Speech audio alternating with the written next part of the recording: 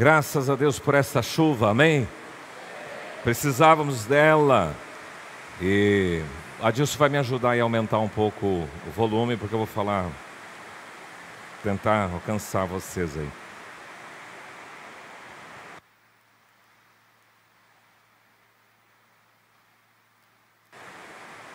Alguém já disse o seguinte, que o lugar mais alto que você pode estar é rendido aos pés do Senhor Jesus. Temos tratado nesses últimos dias dessa temática e vida que segue. Tratamos de vida que segue refletindo sobre o ciclo da vida, na verdade, porque o texto bíblico diz que é melhor a casa onde há luto do que na casa onde há muita alegria. Foi tratado aqui também vida que segue andando e chorando enquanto semeia, e é assim que a gente vive, plantando, semeando. E a Bíblia diz que quem sai andando e chorando enquanto semeia voltará com júbilo, trazendo os seus feixes. Semana passada o pastor Fabião mencionou que vida que segue adorando, porque a adoração ela não tem que ser confinada, circunscrita a apenas um tempo de celebração, mas a adoração tem que ser um estilo de vida que você no dia a dia pode viver assim. Hoje eu quero pensar com vocês sobre escolhas, vida que segue fazendo escolhas. Essa vai ser a nossa temática, vida que segue fazendo escolhas. Libera para mim meu slide, obrigado. Nós vamos trabalhar essa temática. E para tanto eu quero convidar você a abrir sua Bíblia lá em Deuteronômio 30, 19 a 20. Por favor, alguém me leve isso aqui que não está funcionando. Deuteronômio 30, 19 a 20. Você pode abrir a sua Bíblia, o seu smartphone, o seu tablet, para fazermos juntos essa leitura. Diz o texto bíblico de Deuteronômio 30, 19 a 20. Os céus e a terra tomo hoje por testemunhas contra ti, que te propus a vida e a morte, a bênção e a maldição. Escolhe, pois, a vida para que vivas, tu e a tua descendência, amando ao Senhor teu Deus, dando ouvidos à sua voz e apegando-se a Ele, pois disto depende a tua vida e a tua longevidade, para que habites na terra que o Senhor, sob juramento, prometeu dar a teus pais, Abraão, Isaque e Jacó. Senhor, como essa chuva cai e rega a terra, que a tua palavra possa penetrar no nosso coração e frutificar como semente que vai produzir muitos frutos. Por isso, ó Senhor, usa-nos para proclamar a tua palavra no temor e na autoridade do Senhor, em nome de Jesus. Vida que segue fazendo escolhas. Desde pequenininho, desde criança, você vive fazendo escolhas. Na verdade, você pode escolher a comida, você pode escolher a roupa, você pode escolher cores, sabores, amigos, você pode escolher a sua diversão, escolher o seu hobby, você pode escolher a sua profissão, os caminhos que você quer tomar, você pode escolher o lugar onde você deve morar. Quando a gente olha para esse texto de Deuteronômio, nós temos que lembrar que ele foi declarado ao povo quando eles estavam para entrar na terra prometida. Então houve uma repetição dessa lei. E então esse povo devia estar com aquilo no coração, porque eles iam enfrentar uma contrapropaganda a todo o princípio, porque os cananeus não pensavam como Deus pensava, os amorreus, todos os cananitas pensavam diferente. Então Deus quer que esta palavra esteja bem vívida no coração do seu povo, e há essa repetição. E a tese desse texto é que se você escolher a vida e a longevidade, para você escolher a vida e a longevidade, você precisa amar o Senhor teu Deus. É o que o texto diz. Você precisa se apegar a Ele. E você precisa dar ouvidos à sua voz. E aí você vai ter longevidade e vida. Eu quero pensar com você sobre vida que segue fazendo escolhas em 3 abordagens específicas. Primeiro, quero trabalhar dos fundamentos das boas escolhas. Segundo, as grandes escolhas da vida. E terceiro, fatores que comprometem uma boa ou boas escolhas. Vamos começar com os fundamentos de boas escolhas. Eu diria que estas boas escolhas estão sempre fundamentadas num tripé, em 3 aspectos bem definidos. Quais são? Eu diria que são, e eu queria que você repetisse comigo: competência, critérios e consequências. Todas as escolhas vão ser fundamentadas para serem boas escolhas, ela tem que ter esse tripé que vai trazer sustentação. Comecemos pensando, por exemplo, na competência. A competência tem a ver com a responsabilidade pessoal. Quando o menino, ou moço, eu me recordo de um texto de Eclesiastes 11:9, que diz o seguinte: alegra-te, jovem, na tua juventude, recreia-se o teu coração nos dias da tua mocidade, e anda pelos caminhos que satisfazem o seu coração e agradam aos seus olhos. Yes, que texto legal para um jovem. Cara, alega nos dias da tua mocidade, carpe diem, vive intensamente cada dia. Só que tem uma vírgula ali, um ponto e vírgula, e depois entra um advérbio. Uma palavra adversativa, mas, porém, todavia, contudo, entretanto. E lá diz, sabe, porém, que de todas essas coisas Deus vai te pedir conta. Então, um aspecto positivo que como jovem eu gostava é que, legal, liberou, posso fazer tudo. Mas como um aspecto negativo e imperativo que mede para mim a questão de responsabilidade pessoal é que de tudo que eu fizer, eu vou ter que prestar contas. Objetivamente é isto. Então você pode perceber que na maioria das vezes a situação que você vive, ela é decorrente, resultado do fruto das suas escolhas. É a responsabilidade pessoal. Caim, quando estava chateado com Deus, porque Abel ofereceu para o Senhor um sacrifício, um animal, e ele ofereceu os seus frutos, e Deus falou, olha Caim, a tua oferta não é legal. Diz que descaiu o semblante de Caim. E o Senhor falou, Caim, se você perceber e entender o seu erro, você vai escolher encarar diferente. Cabe a ti dominar o seu ímpeto. Então nós precisamos entender que esta ideia de escolha, o primeiro fundamento é da competência pessoal, é da sua responsabilidade de fazer escolhas. Lembrando sempre que uma escolha, a responsabilidade pessoal, mas as consequências sempre são coletivas, compartilhadas. Você como marido tomou uma decisão, fez uma escolha, quem é que vai sentir a reverberação? A sua família, sua esposa, seu cônjuge e os seus filhos. Então a decisão é pessoal e você tem que trazer para você. Mas o segundo tripé de uma boa escolha tem a ver com critérios. Por que critérios? Você tem que ter critério, método, você tem que ter crítica. São os valores que vocês vão levar em conta para tomar certa decisão. Você precisa entender que Deus te deu a capacidade de decidir e você não pode trabalhar isso sempre pedindo para o outro fazer por você. É engraçado que a transferência de responsabilidade vem desde o princípio, né? Primeiro foi Adão. Adão, o que você fez? Ele não assumiu a responsabilidade dele. Ele transferiu para quem? Para Eva. Essa mulherzinha que o Senhor me deu, me meteu nessa enrascada. Em outras palavras, ele quis dizer isso para o Senhor. Então, no critério, você vai trabalhar a capacidade que Deus te deu de decidir. Aqui nesse texto você percebe que ele diz, você vai ter vida e longevidade com o seguinte critério, amando ao Senhor teu Deus, ouvindo a sua palavra, quer dizer, obedecendo e apegando-se a Ele.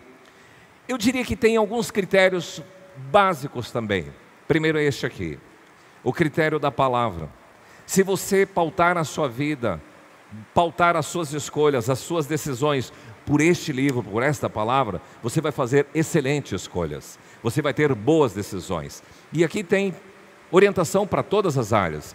Na década de 90, eu e Neia íamos sair de férias, e eu me recordo que eu falei para o Senhor, Senhor, eu quero uma confirmação na tua palavra, se essa viagem tem a tua bênção, a tua promessa. E abri o texto bíblico e lá dizia o seguinte, pela terceira vez vou estar com vocês. E era a terceira vez que eu ia para a Bahia, passava por Brasília, e eu senti uma confirmação no meu coração de que essa palavra me norteou na minha escolha, na minha decisão.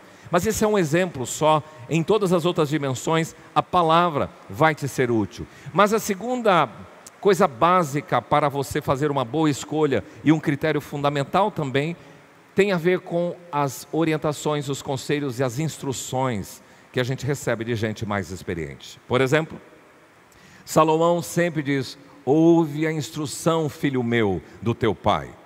Então o que você recebeu de instrução dos seus pais, de pessoas mais experientes que você, essas orientações vão te ajudar a ter critérios para a tomada de decisões. Porque em algumas situações você vai estar ali para definir e você vai lembrar da voz da mamãe. Você vai lembrar da voz do pai. Isso é um critério. E o terceiro critério, que eu considero básico também, é a razão em detrimento da emoção. Você não toma decisão, você não faz escolhas fundamentado na emoção. Lembra você de todas as decisões que você já tenha tomado pela emoção? Onde você foi parar? Agora, quando você fez a ponderação racional e de forma inteligente você tomou a sua decisão e escolha, você vai perceber que aí você teve um bom critério para a tomada de decisão e de escolha. Pois bem, o texto diz, disso depende a tua vida e a longevidade. Agora, a terceira base desse tripé tem a ver com as consequências. Quando você for fazer uma escolha, você vai chamar a responsabilidade para si, que é a competência, você vai observar os critérios e você tem que já fazer a previsão das consequências.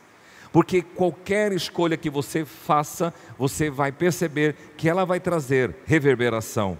Por isso que as responsabilidades de escolha são individuais, mas as consequências são coletivas. Há uma tradução de Provérbios 1:31, que é a tradução King James, que diz o seguinte: portanto, comerão do fruto de suas decisões e atitudes. Você vai experimentar do fruto das suas decisões e atitudes. Então, porque tem consequências. Se forem escolhas boas, você terá colheita boa. Mas se for escolhas ruins, você vai sofrer amargura por isso. Então, a primeira coisa que a gente precisa saber é que existem fundamentos de boas escolhas. Vamos lembrar comigo quais são. Primeiro, competência. Repita. Segundo, critérios. Terceiro, consequências. Agora tem 4 grandes escolhas da vida que todos nós vamos passar por elas. E eu gostaria de pensar com vocês sobre as grandes escolhas da vida. Eu ouvi há muitos anos atrás um pastor chamado David Merck. Ele é da organização Palavra da Vida. Estávamos num encontro de férias em janeiro numa organização, eu creio que foi lá em Caldas Novas, e ele ministrou esta palavra. E recentemente tem uma rádio que eu ouço muito, chama BBN. É uma rádio que tem muitas mensagens, muitas canções e não tem comercial. E eu novamente ouvi falando sobre os 4 Cs que os pais têm que orar pelos seus filhos. Quais são? Conversão, caráter, carreira e casamento. Vamos lembrar comigo? Conversão, caráter, carreira e casamento. E eu diria que essas 4 áreas em que os pais devem apresentar os seus filhos diante do Senhor são as áreas das grandes escolhas que qualquer um de nós deve fazer. E como temos aqui crianças, temos adolescentes, eu creio que isso vai ajudar você, pelo menos, trazer um norte para as suas definições. Vamos pensar na conversão, que eu chamo aqui de caminho espiritual. É aquela proposta que Josué faz para o povo. Vocês têm que definir quem vocês querem seguir. Se vocês querem seguir os deuses dos amorreus, dos cananitas, ou o Deus de Israel. E ele diz assim: eu e a minha casa serviremos ao Senhor. Ele faz uma escolha, ele faz uma definição. É o mesmo chamado do profeta para o povo: converta-se dos seus maus caminhos. Ontem, trabalhando no culto do recebimento de membros, eu lembro de um texto de Lucas 1, quando o anjo aparece a o anjo aparece a Zacarias, que era a esposa de Isabel, e ela estava gerando um filho. Aquele menino era o João Batista, seria o precursor do Messias. E a palavra do anjo era o seguinte: esse menino, ele será cheio do Espírito Santo. E esse menino, ele pregará uma mensagem de conversão das pessoas a Deus, conversão do coração dos pais aos filhos e conversão dos desobedientes à prudência dos justos. Esta grande escolha da vida implica numa conversão. A conversão é orar para que o seu filho tenha um coração totalmente voltado para o Senhor. Então, uma conversão espiritual, conversão de rota para que ele volte-se para o Senhor. E uma alegria de qualquer pai, de qualquer mãe, é saber que os filhos andam no Senhor. João escreve a 3ª carta e ele diz: eu não tenho maior alegria do que essa, de saber que os meus filhos andam na verdade. Qualquer pai, qualquer mãe tem alegria em saber que os seus filhos estão nos trilhos e andam no caminho do Senhor. Agora, há uma conversão também intergeracional. Porque o texto diz que converterá o coração dos pais aos filhos e o coração dos filhos aos pais. Nós corremos um risco na modernidade de acontecer uma ruptura de gerações, de você não conseguir conectar com seus filhos e os seus filhos não conseguirem conectar com você. Então nós precisamos fazer uma ponte para que não aconteça esse abismo de gerações. E esse é um pedido: Senhor, converta o meu coração para acessar o coração do meu filho, e converta o coração do meu filho para que ele acesse o meu coração. Não é uma luta, não é uma dificuldade hoje de você acessar, saber o que é que se passa no coração dos filhos. Eu tenho cuidado de alguns pais que têm sofrido por isso. Claro que alguns estão desfrutando do fruto das decisões que tiveram. Porque é engraçado, as pessoas não são sistemáticas na casa de Deus, não levam à escola dominical, não estudam a palavra. Aí daqui a pouco está na adolescência com problema: eu não sei o que fazer com meu filho. Eu falo assim: é tarde demais, você devia ter feito já há muito tempo, se você tivesse decidido isso. Eu estava ontem no exame de candidatos para ordenação e licenciatura, e uma coisa que a gente recapitulou o seguinte: eu nasci no lar cristão, e eu recebi toda a formação bíblica, e eu percebo que esses que se converteram depois na sua juventude, têm uma deficiência bíblica, porque não conhecem as escrituras sagradas. Então nós precisamos trabalhar o caminho e a conexão de gerações. E você, pai, não vai chorar se você não investir, vai chorar se você não investir bem na infância do seu filho. Mas existe a conversão moral, que é a conversão da desobediência à prudência dos justos. E aí é ética.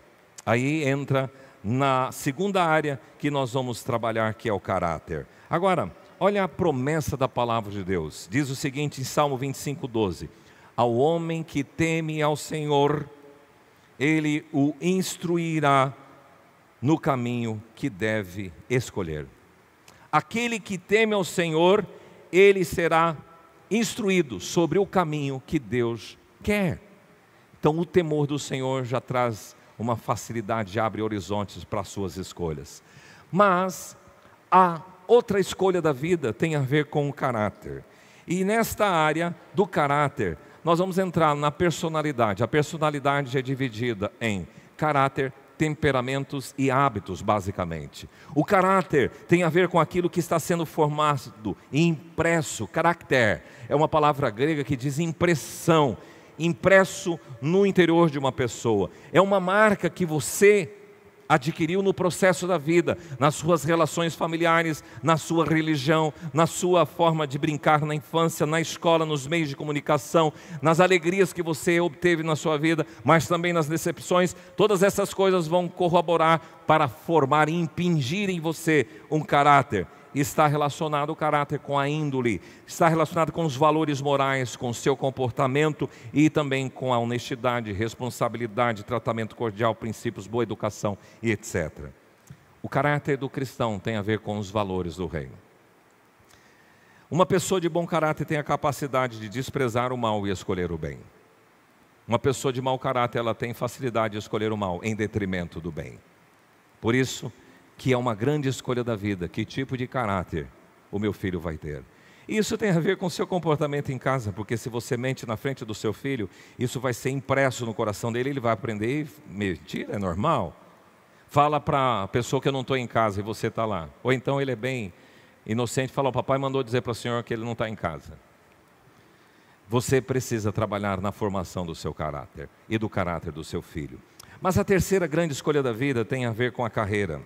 Porque além da conversão, além do caráter, a carreira é fundamental e ela é importante. E aqui eu queria pensar com você, e pode ajudar você, papai, no aspecto vocacional do seu filho. Você tem que participar disso, mas não é na fase de vestibular. Você tem que participar disso desde a infância, porque os seus filhos têm que aprender a ter responsabilidades. Eles têm que ter tarefas em casa. E você pode ajudar nisso. Eu me recordo que quando o Gabriel ainda era pequeno, quando ia para a chácara que a gente tinha, ele tinha que estar envolvido. Vai ajudar a fazer isso, vai ajudar a fazer aquilo.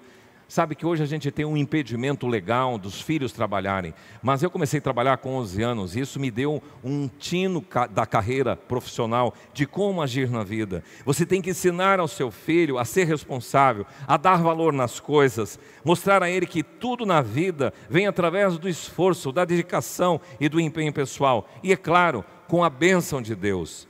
Há um conflito muito comum na mente de muitos adolescentes e de jovens. Que profissão que eu devo escolher? Quais são as áreas, ou na verdade, quais são as considerações que eles fazem?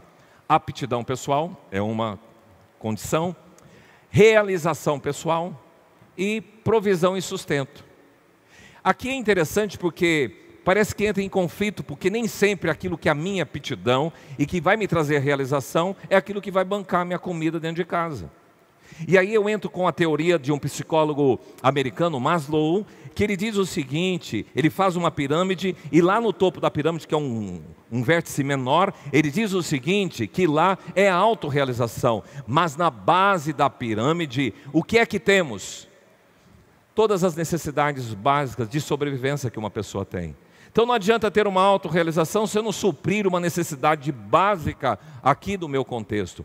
Portanto, a sua carreira tem que considerar isto, porque qualquer profissional dedicado, seja em qual área for, ele terá êxito, reconhecimento e provisão. Tanto que no mercado de trabalho atual não há falta de trabalho, mas sim de mão de obra qualificada. Nos grupos da igreja, esses dias mandamos de uma empresa que estava precisando de um monte de gente para trabalhar e não está achando. E alguns nem querem trabalhar mesmo. É mais fácil ser subvencionado. Vocês já ouviram falar na geração canguru? A geração canguru são filhos de solteiros de 35, de 40 anos, que vivem sustentado pelo cartão de crédito do pai e da mãe. Para que trabalhar? Então nós precisamos tratar isso na carreira dos nossos filhos. Pense na carreira de José. José do Egito, ele escolheu a sua profissão. Lá ainda menino, ele falou, um dia eu vou ser o segundo homem do Egito. Nunca ele pensou isso. Tinha os seus sonhos, mas nem deduzia o que seria. Mas você percebe que José foi trilhado no seu caminho, entregando marmita para os seus irmãos. José foi trilhado, sendo agora servo, escravo na casa de Potifar, um doméstico da casa. José foi trilhado, trabalhando depois lá no cárcere, porque ele foi preso injustamente e ajudou o carcereiro a cuidar da prisão. O que eu aprendo com José é que tudo o que ele fazia o Senhor o abençoava. E aqui tem uma máxima na sua carreira: você não vai fazer tudo que gosta, mas você precisa aprender a gostar de tudo que faz. Vamos dizer comigo? Não vou fazer tudo que gosto, mas devo gostar de tudo que faço. E isto é uma decisão de vida. Porque se você está lá numa área trabalhando, não gosto disso, aprenda a gostar, meu irmão. Porque não é essa questão que vai te trazer o resultado lá no seu sustento. E é claro que se você fizer de bom coração, você vai colher resultados. Por isso, Daniel, um jovem que foi levado também para o cativeiro na Babilônia. Ele era adolescente.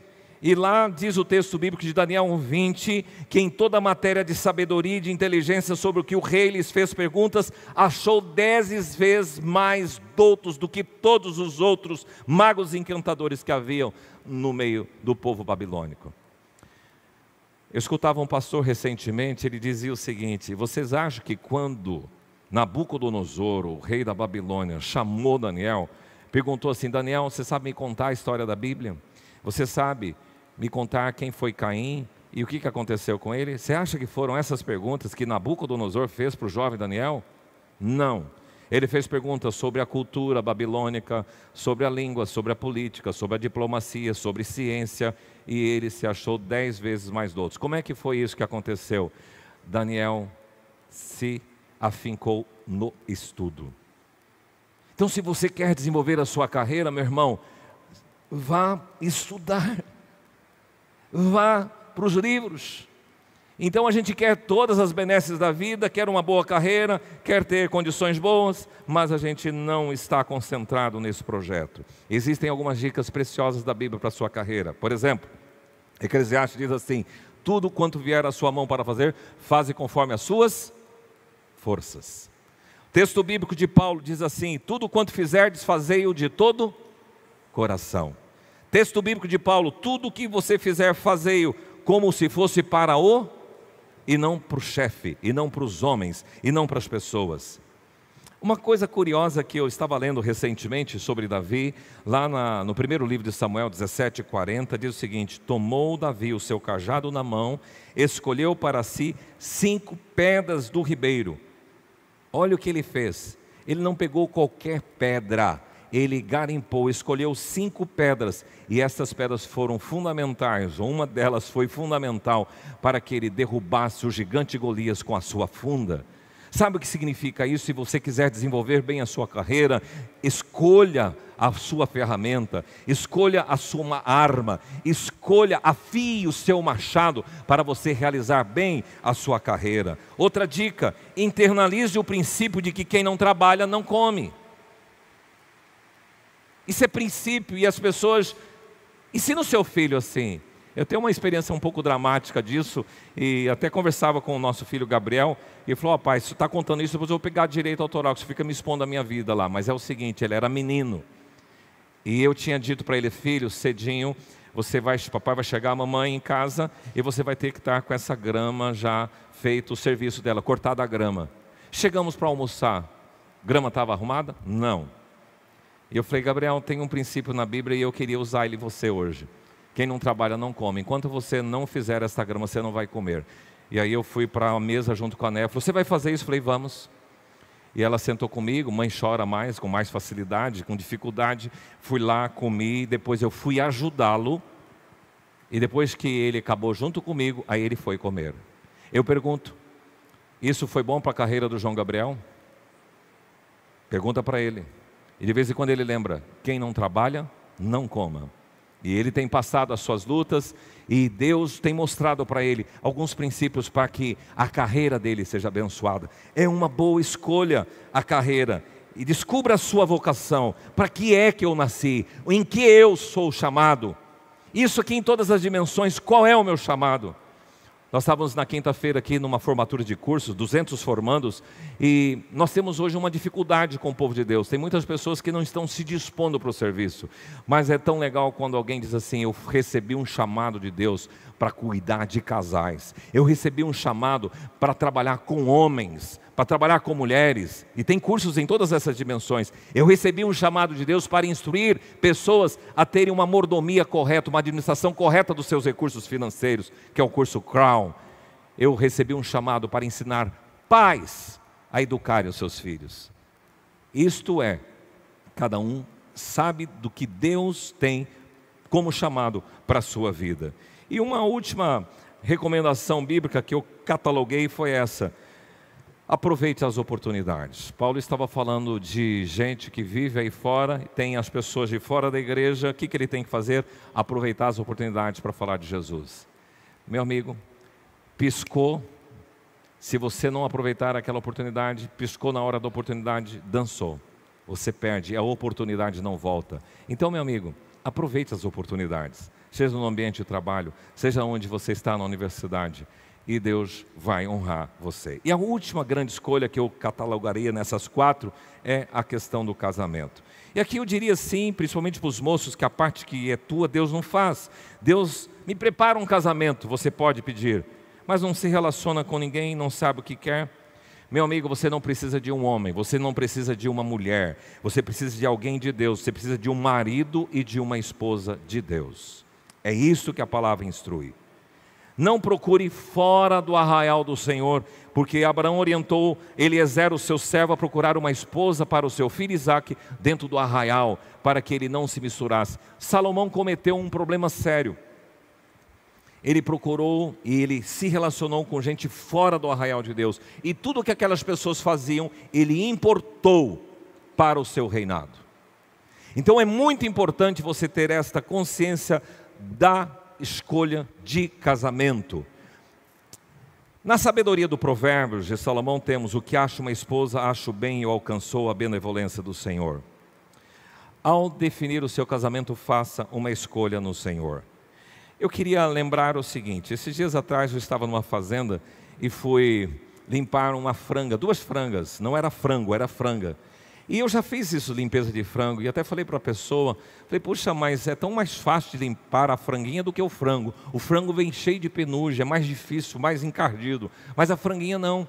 E aí a pessoa da fazenda comentou: isso é em toda a natureza, a fêmea sempre é diferente, é sempre mais delicada. E aí a gente começa a perceber como que Deus fez, homem e mulher. Nós temos classe ali das nossas escola dominical, ou da próprio culto, tem as salinhas. Vai lá e vê o desenho de uma menina e vê o desenho de um menino. Vê como uma menina colore, faz o seu desenho e como o menino faz. Quem pinta mais bonito? De quem é mais bonito? Vocês têm dúvida? Vai lá e olha.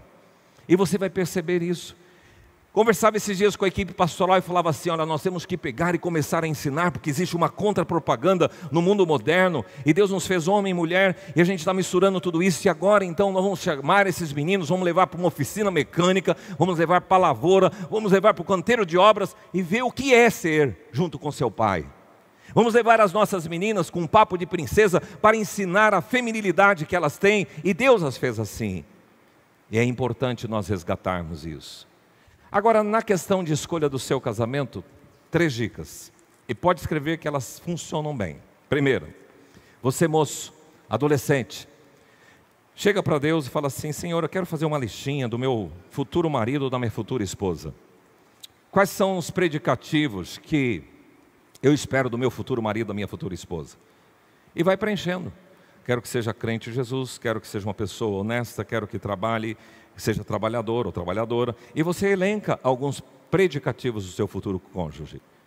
E você, moço e adolescente, anda com essa fichinha dentro do seu bolso. Você vai lá na rede jovem, na rede teen, e você olha uma menina, olha um menino legal, e você pega, tira a listinha do bolso, e olha para a listinha, e olha para o menino, olha para a listinha, olha para o menino, e vê se preenche. Se passar, já é um primeiro caminho. Qual é o segundo caminho? Agora tem que dar liga, ver se teve alguma ligação de sentimento. E aí você vai startar o namoro. Mas não é esse namoro que se faz aí. O namoro bíblico, à luz de corte, é conhecer a alma da pessoa. Não é conhecer o corpo da pessoa. Conhecer a alma é nessa convivência com a autorização dos pais, você ver como é que essa pessoa no dia a dia, no seu período de namoro e de amizade, como é que ela reage, como é que ela enfrenta os seus pais, se ela responde, se ela é mentirosa, se ele também é truculento, se ele é preguiçoso, se ela é preguiçosa, se acorda de um jeito, de outro, temperamental, como essa pessoa age. E é nesse período de processo, de namoro, de conhecer a alma, de amizade, que você faz grandes descobertas. Passou no primeiro estágio da listinha, ok, fechou. Passou nesse tempo de namoro, de conhecer a alma, cara, realmente é esse mesmo. Vai para o terceiro estágio, qual é? Amós 3:3. Andarão 2 juntos se não tiver entre eles acordo? Aqui a gente chama de combinações. Noivado, está pensando no casamento, agora as pessoas vão escrever: quando nós casarmos, quantos filhos queremos ter? E aí vão ter acordos. Como é que nós vamos fazer com as nossas finanças? Posso ir todo dia na casa da minha mãe e meu pai depois que eu casar? A minha mãe e meu pai podem vir sempre na minha casa? Tudo combinação. Posso trabalhar em qualquer lugar? Posso continuar pescando, jogando bola como eu sempre fiz? Posso sair com os meus amigos? Tudo tem que ter acordo. Passou na lista, passou na amizade, passou no acordo, está pronto para o quê? Casamento. E mesmo com todos esses critérios já existem tantas dificuldades. Que dirá? Se você não respeitar nada disso, nem lista, nem amizade, nem conheceu nada e muito menos acordo. A gente tem experimentado isso nos gabinetes pastorais, porque tem casamento que nem dura nada. Por quê? Porque não seguiu algumas orientações tão fundamentais da vida. 4 grandes escolhas da vida: conversão, caráter, carreira e casamento. E por último, eu queria dizer sobre alguns fatores que comprometem as boas escolhas. Quais são? Fatores que comprometem as boas escolhas. O primeiro, eu diria que seguir o caminho da ganância compromete a boa escolha. Exemplo bíblico: quando Abraão e seu sobrinho estavam crescendo em termos de estrutura pecuária, havia conflitos entre os pastores de Abraão e os pastores de Ló. E Abraão chamou o seu sobrinho e disse: olha Ló, se você for para o lado de lá, eu vou para o lado de cá, e a gente tem que tocar a vida separado. Se Ló fosse um carinha bem consciente, falava: ô tio, o senhor é mais velho que eu, o senhor é meu tio, prioridade ao Senhor. Mas a Bíblia diz que Ló levantou seus olhos para a campina do Jordão e partiu em direção. Onde ele foi parar? Sodoma e Gomorra. A ganância comprometeu a sua escolha. Outro fator que compromete a escolha: conselhos errados. Roboão é rei, filho de Salomão. Ele está no primeiro tempo do seu reinado. Chega para os homens mais sábios, que eram dos seus pais, do seu pai, e diz: olha, como eu devo me comportar como rei em Israel? E esses homens inteligentes, mais experientes, disseram: você tem que agir assim, o seu pai foi muito firme, abranda mais a mão. Ok, ele foi para a galera da juventude dele. E aí, o que vocês acham que eu devo fazer? Ah, se o teu pai foi mão leve, você tem que foi mão firme, você tem que ser mais ainda. A quem Roboão ouviu? O conselho dos seus amigos, e não o conselho dos homens experientes. O que aconteceu com o seu reino? Quebrou no meio. 2 tribos ficaram com ele, 10 debandaram. E aí entrou um outro. Então, os maus conselhos comprometem as boas escolhas. Aí entra o Jeroboão, que governou no norte. E diz o texto bíblico que Jeroboão governou segundo o seu bel prazer, segundo a sua própria vontade e interesse. O que aconteceu? Ruína para Jeroboão. Isto compromete. Trabalhar com as suas paixões, só com a sua vontade, o seu bel prazer, sem saber de prestar contas para o Senhor, isso compromete a sua escolha. Andar com más companhias compromete a sua escolha. O texto de Provérbios diz: quem anda com sábio será sábio, mas o companheiro dos insensatos se tornará mau. Deixar para amanhã o que você pode fazer hoje e ultrapassar limites. Todas estas coisas comprometem. Aquele que quer viver na instrução do Senhor, como parte do seu povo, deve ouvir e acolher o que Deuteronômio diz. Eu te proponho hoje a vida e a morte, a bênção e a maldição. Escolhe, pois, a vida para que vivas, tu e a tua descendência. Escolha é sua. Você tem que viver a vida, seguir a vida, fazendo escolhas. Use para suas escolhas a informação de que a responsabilidade é sua. Use critérios, saiba das consequências. Segunda coisa, as grandes escolhas da vida, você precisa trabalhar elas, que são conversão, a carreira. Você precisa trabalhar o casamento, você precisa trabalhar o caráter dos seus filhos e seu também. Quero colocar-se em pé, por favor. Quero te pedir isso. Eu recordo de uma palavra de um homem, eu acho muito interessante.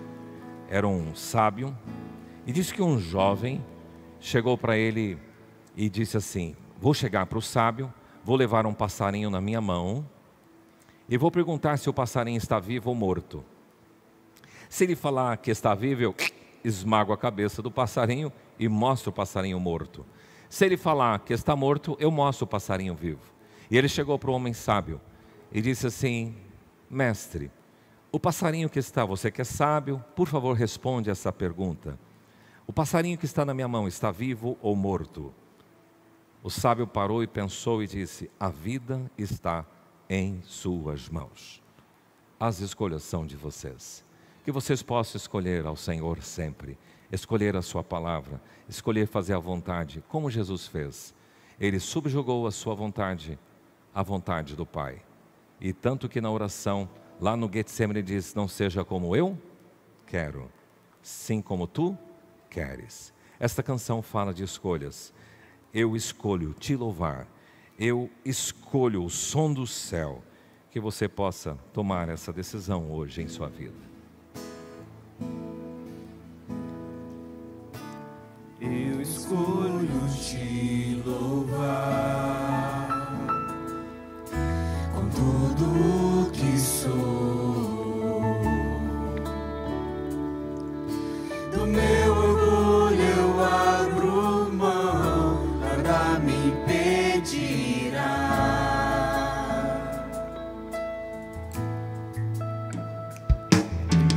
Tudo que há em mim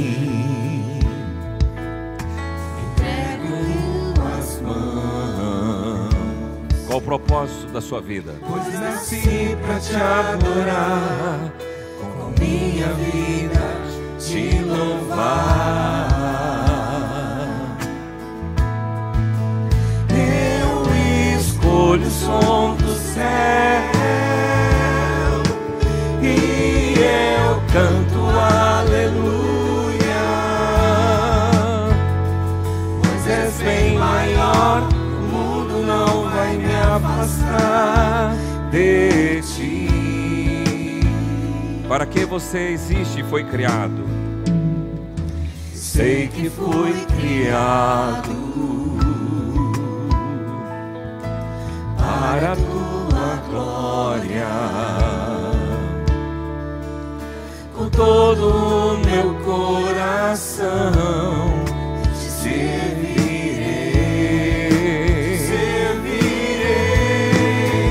Eu escolho o som do céu e eu canto aleluia, pois és bem maior, o mundo não vai me afastar de ti. Eu escolho teu caminho e eu vou pagar o preço,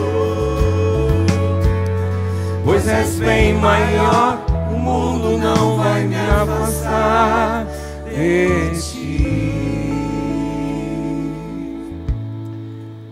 Há uma declaração nessa canção que inquieta muito. Eu escolho o teu caminho e eu vou pagar o preço. Porque quando você escolhe o caminho do Senhor, há um preço a pagar. Por isso ele mesmo disse: se alguém quer vir após mim, a si mesmo se negue, suas vontades, tome a sua cruz e siga-me. Senhor, estamos aqui como povo teu.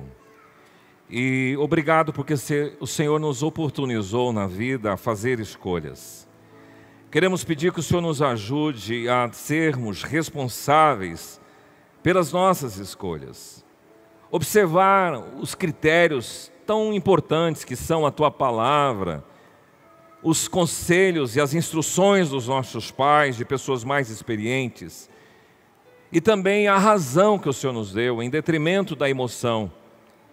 Pai, tem gente ainda que tem que fazer escolhas no que refere à conversão, que se converta para o Senhor, uma conversão genuína para Ti, uma conversão moral, uma conversão intergeracional, o coração dos pais e filhos. Talvez aqui nesta noite, tem pais que não estão conectados com seus filhos. Senhor, trabalha essa conexão, que haja essa conversão, mas haja também um caráter irrepreensível na vida dos nossos filhos e nas nossas vidas, porque os nossos filhos vão copiar o que eles estão vendo nos seus pais. Que o Senhor abençoe a carreira dos teus filhos, para que estejam dentro da vocação e do chamado que o Senhor nos deu. E Pai, devemos nós aprender a gostar de tudo que o Senhor nos confiar na mão para fazer, como aconteceu com José e com Daniel. Abençoe o casamento, para que seja segundo a orientação da Tua palavra, e o Senhor possa abençoar essa aliança feita no Senhor. Assim nós te pedimos e te agradecemos em o nome do Senhor Jesus. Amém. Que a graça maravilhosa do Senhor Jesus, o grande amor do nosso Deus e Pai, e que as consolações do Espírito Santo repousem sobre a sua vida, meu irmão, hoje e sempre. Amém.